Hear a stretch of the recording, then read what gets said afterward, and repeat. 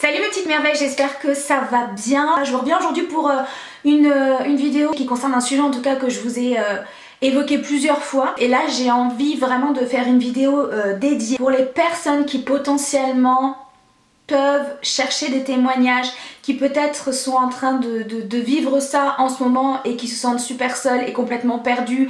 Et comme j'ai pu l'être quand ça m'est arrivé en 2017, pour les personnes qui ont déjà vécu, pour retrouver un petit peu cette mauvaise expérience dans les yeux de quelqu'un d'autre et se sentir un peu moins seule. Peut-être que c'est un sujet qui est dit sensible, mais j'aimerais bien que ça ne le soit plus parce que c'est déjà suffisamment difficile à vivre sans qu'on ait en plus à devoir porter sur ses épaules cette charge du silence et cette charge du tabou. Parce que ça ne l'est pas et que ça concerne énormément de couples. Le sujet que je vais aborder, c'est le sujet de la fausse couche. Alors j'en ai fait deux, donc il y aura deux vidéos dédiées. Une vidéo sur la première fausse couche que j'ai eue en 2017 et une vidéo sur la fausse couche que j'ai eue en 2020. Donc ça s'est passé de façon différente et c'est pour cette raison que je vais scinder ce sujet en deux, parce que s'il y a quelque chose que j'ai remarqué quand j'ai fait ma fausse couche en 2017, c'est que je me suis sentie vraiment très seule face au sujet, qu'il n'y avait pas énormément de témoignages à l'époque et que j'avais besoin d'entendre d'autres hommes ou d'autres femmes en parler et me dire que j'étais pas toute seule. Voilà, j'avais besoin d'entendre de la bouche d'une autre personne ce fait, comment ça s'est passé, me sentir un petit peu moins en marge et très seule, encore je le rappelle. Alors, j'ai pas envie qu'on pleure dans les chaumières, alors peut-être que j'aurai certaines émotions et puis ce serait tout à fait normal, mais aujourd'hui je veux vraiment expliquer comment j'ai ressenti la chose, ce qui s'est passé, pour que vous puissiez peut-être vous dire, moi aussi c'était pareil, et peut-être aussi vous donner un message d'espoir à la fin, que sais-je, je sais pas exactement pourquoi. Dans les détails je fais cette vidéo, mais je sais qu'elle est nécessaire et notamment pour une personne à qui je pense très fort et qui se reconnaîtra. Je pense très fort à toi et je t'envoie tout mon amour. Alors en 2017, début 2017, j'apprends que je suis enceinte, donc c'est un enfant dit désiré. Donc c'est ma première grossesse, c'est la première fois que je tombe enceinte et c'est un bouleversement assez immédiat. Et en fait, je commence par être complètement perdue là-dedans parce que je tombe enceinte très vite. J'arrête la pilule et le mois suivant ou 2 mois après, je tombe enceinte. Et donc c'est vrai que c'est tout un chamboulement, même si je me sens quand même... comment dire, hyper contente et que j'attends cet enfant. Je fais les premiers examens, bilan sanguin, etc. Je fais l'écho de datation. L'écho de datation, c'est la première fois que je fais une échographie de ce type-là, la première fois que je comprends vraiment, parce que j'avais déjà vu des échographies, mais c'est la première fois que je comprends où est la tête, que je comprends ce qu'on voit sur une échographie. Et voilà, ma grossesse avance et puis je suis arrêtée assez rapidement du fait de mon bypass que j'ai depuis 2015 et qui m'éreinte énormément, donc je suis arrêtée assez facilement et à un moment donné je ne me sens pas très bien, un peu fatiguée, un peu des symptômes divers et variés qui vont du mal de tête à voilà, des choses que je pensais être liées à la grossesse, et donc je vais voir mon médecin qui me dit que j'ai un espèce de symptôme grippal associé à la grossesse, bien sûr. Bien sûr, elle me donne aucun médicament, me dit que si j'ai mal à la tête, il faut que je prenne des Doliprane, et en fait, cet état, ce mauvais état, je le vis pendant une bonne semaine, et c'est un état qui se dégrade, puisqu'en fait, je me retrouve à ne plus réussir du tout à m'alimenter. Je suis nauséeuse constamment, je ne vomis pas, mais je suis nauséeuse, et par contre, je me vide littéralement aux toilettes, alors de l'eau, du coup, parce que je ne bois vraiment que de l'eau. Dès que je bois, je vais aux toilettes et je me sens extrêmement affaiblie, je perds énormément de poids. Donc je mets ça sur le dos de ce syndrome dit grippal.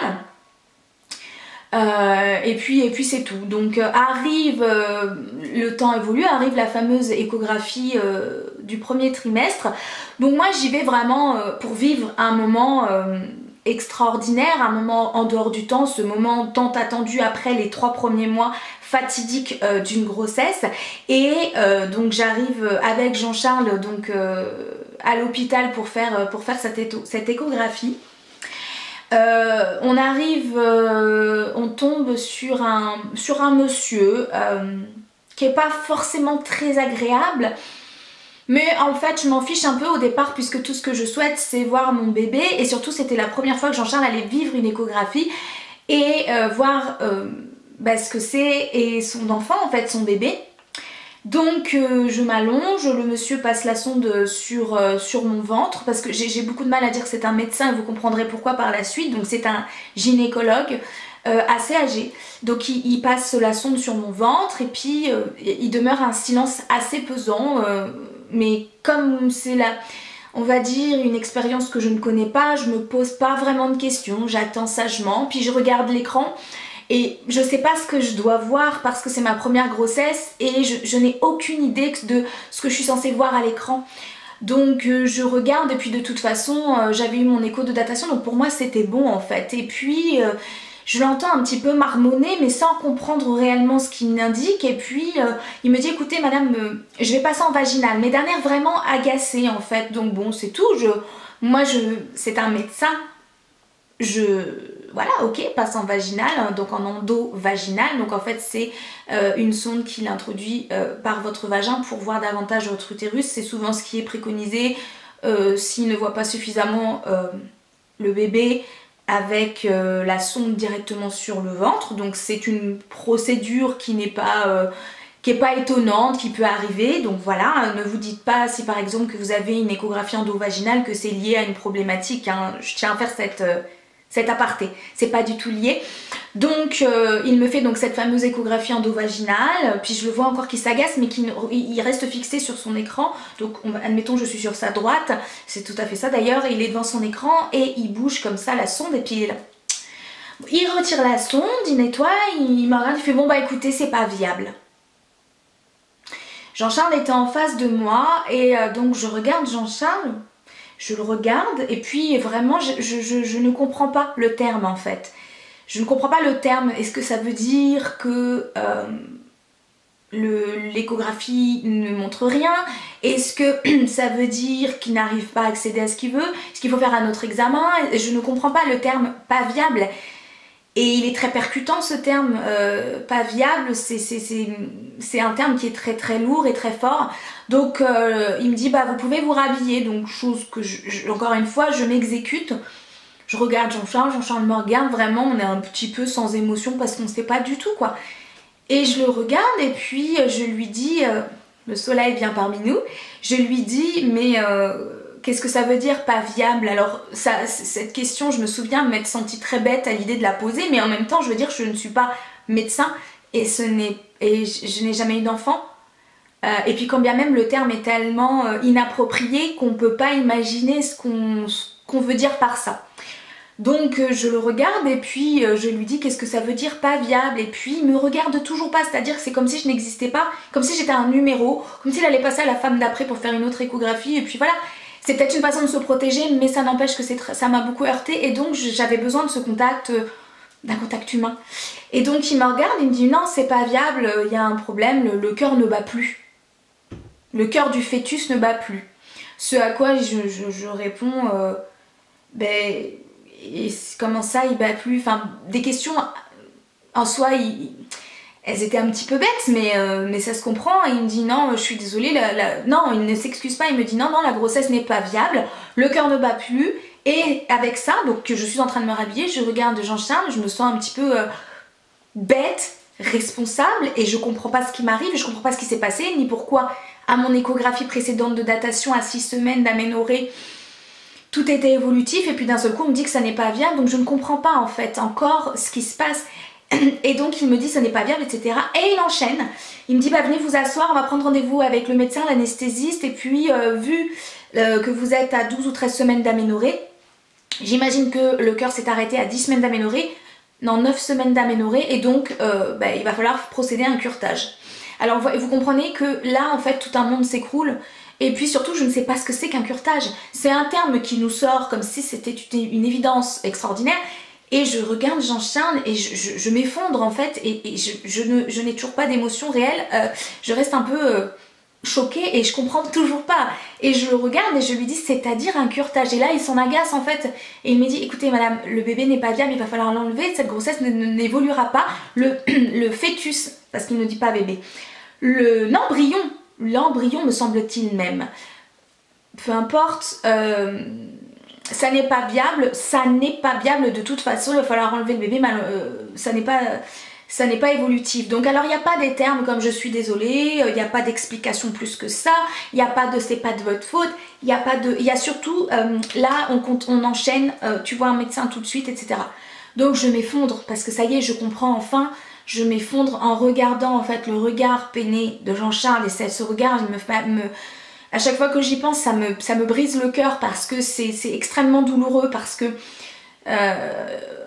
lui est pareil, il arrive pour voir son bébé, son enfant, parce qu'on fait des projections, c'est pas seulement un fœtus, c'est pas une grossesse, c'est son enfant en fait. Et je vois tellement de douleur dans son regard que ça me transperce le corps et je me sens tout de suite honteuse, responsable, voire sale en fait.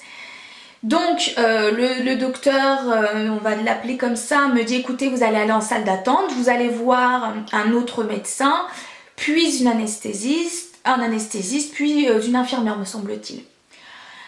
Alors j'apprécie énormément le manque de tact qu'il y a eu à ce moment-là, puisque, alors ça c'est quelque chose dont j'ai déjà parlé avec des femmes qui ont fait des fausses couches. Si jamais il y a des personnes qui peuvent faire en sorte que ça change, ne mettez pas les personnes qui ont fait des fausses couches ou qui sont en train de faire des fausses couches dans une salle avec des mamans, avec des nouveau-nés, avec des femmes enceintes. C'est d'une violence, surtout quand on vient de l'apprendre, c'est d'une violence sans nom. Je m'assieds, j'étais en plein milieu de la salle, je m'assieds et en face de moi, alors je me rappelle quand je suis sortie de la salle où j'ai fait l'échographie, je me suis à moitié évanouie, Jean-Charles me tenait. On est ensuite allé dans la fameuse salle où il nous a guidés, la salle d'attente en fait, pour attendre l'autre médecin, ou l'anesthésie, je ne sais plus, je crois que c'était, de toute façon ça reste un médecin, mais...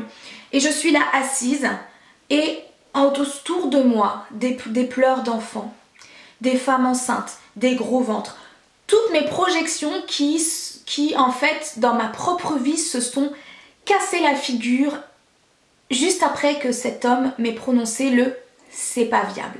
C'est d'une violence et je me sentais humiliée, honteuse, responsable, voilà tout ça et encore beaucoup d'autres choses. Je n'arrivais pas à regarder Jean-Charles, je n'arrivais pas à... c'était de ma faute en fait, parce que c'est comme ça que je l'ai pris. Et vraiment il faut arrêter de mettre les personnes qui viennent d'apprendre leur fausse couche ou qui sont en train de la faire avec des femmes enceintes ou des femmes qui viennent d'accoucher ou des nouveau-nés ou des enfants. Ce n'est pas possible, ça ramène une douleur extrêmement poignante et dans cette salle d'attente on a attendu tellement longtemps. C'était vraiment indescriptible cette douleur et cet énervement, je leur en voulais à ces femmes enceintes, je me disais ouais c'est bon, elles y arrivent, et puis cette jalousie qui est très malsaine et qui en même temps on peut pas s'empêcher d'avoir à ce moment-là. Donc Jean-Charles je pleure un peu toutes les larmes de mon corps, tout en devant le cacher, encore une fois, parce qu'on est dans une salle d'attente et que je ne sais pas me laisser aller dans ma douleur. Et puis j'accuse le coup, lui est dévasté. Je voudrais juste revenir sur le moment où, parce que ça vient de me revenir en tête, où j'ai fait mon malaise en sortant de la salle d'échographie. Le médecin est sorti, a vu que je me sentais pas bien, il m'a tenu l'épaule. J'aurais préféré qu'il s'abstienne de faire preuve d'une fausse empathie ou que sais-je, puisqu'il m'a gentiment déclaré « Mais ne vous en faites pas, vous êtes jeune, ce n'était qu'un fœtus, vous en ferez d'autres des enfants. » Vous imaginez, c'est-à-dire que moi c'est pas un fœtus, moi c'est un projet, c'est ma vie, c'est mon enfant, c'est mon bébé, je l'aime déjà. Tout se casse la figure et lui vient me rappeler que ce n'est pas un enfant, que c'est un fœtus. Alors en plus il dénature, il déshumanise, il enlève cette âme de cet enfant. Pour moi c'est un enfant, il enlève l'âme et il en fait quelque chose de quelque chose au lieu de quelqu'un en fait, voilà c'est ça. Et c'est extrêmement choquant et violent parce que ce n'est absolument pas ce qu'on a envie d'entendre. Alors s'il vous plaît, si autour de vous il y a quelqu'un qui perd un enfant, évitez ce genre de discours. Oh, c'était qu'un fœtus, il n'était pas développé. C'est pas un fœtus, c'est un enfant. C'est la perte d'un enfant, la perte d'un bébé, la perte d'une partie de soi. Pour revenir donc au moment où l'anesthésiste, bien après, donc qu'on a attendu dans la salle d'attente avec les mamans, les futures mamans, etc., me pose. Mais alors là on arrive dans un monde, tu viens d'apprendre justement ça, tu accuses à peine le coup. J'étais complètement dans un monde irréel parce que je n'arrivais même pas, j'étais comme ça et choquée, vraiment une sensation de choc à l'intérieur, tout mon corps qui se brise en fait. Et il est là à me poser des questions, qu'est-ce que t'as, quelles sont tes allergies, bon les questions basiques pour l'anesthésiste, mais c'était trop. À l'instant je venais voir mon bébé, je faisais l'échographie de la T1 et maintenant tu es en train de me poser des questions pour m'endormir prochainement et me l'enlever. Et je n'ai pas encore assimilé que mon bébé est mort. Donc c'est très très maladroit et c'est pour moi même de la maltraitance. Je passe à une troisième personne qui cette fois-ci est une femme infirmière me semble-t-il ou aide-soignante qui a rempli les papiers et là je m'assieds et elle me dit comment ça va madame. Oh, enfin j'ai envie de dire enfin quelqu'un qui me pose la question, enfin comment ça va madame, et Jean-Charles bien sûr qui était encore avec moi, enfin quelqu'un qui me pose la question, c'est-à-dire que depuis tout à l'heure on me dit ton bébé est pas viable, c'était qu'un fœtus, tu en referas un, tu vas devoir faire un curetage. Qu'est-ce que c'est un curetage? Alors pour ceux qui ne savent pas, un curetage c'est le fait de faire une aspiration de la poche, du bébé, du placenta, de tout ce qui s'est développé pendant la grossesse, pendant une anesthésie. Donc je ne savais pas hein, parce que voilà c'est une aspiration, c'est je crois la même technique que lorsqu'il y a une interruption volontaire de grossesse. Donc je me suis effondrée mais comme jamais et je me rappelle, je lui ai pris la main.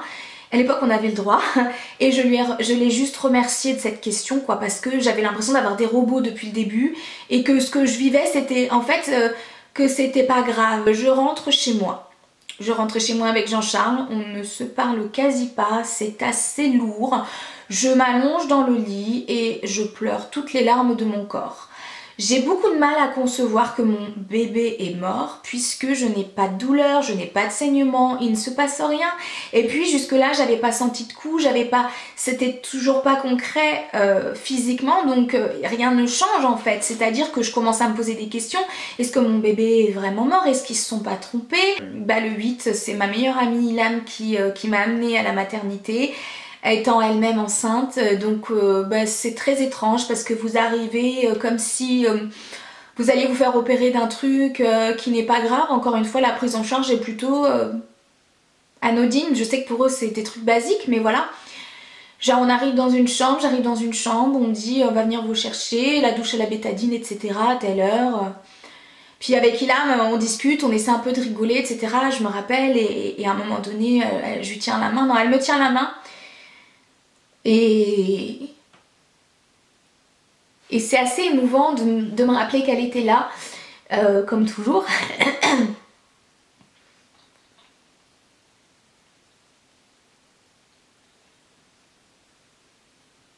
Je vous expliquerai après que cette douleur-là ne part pas vraiment.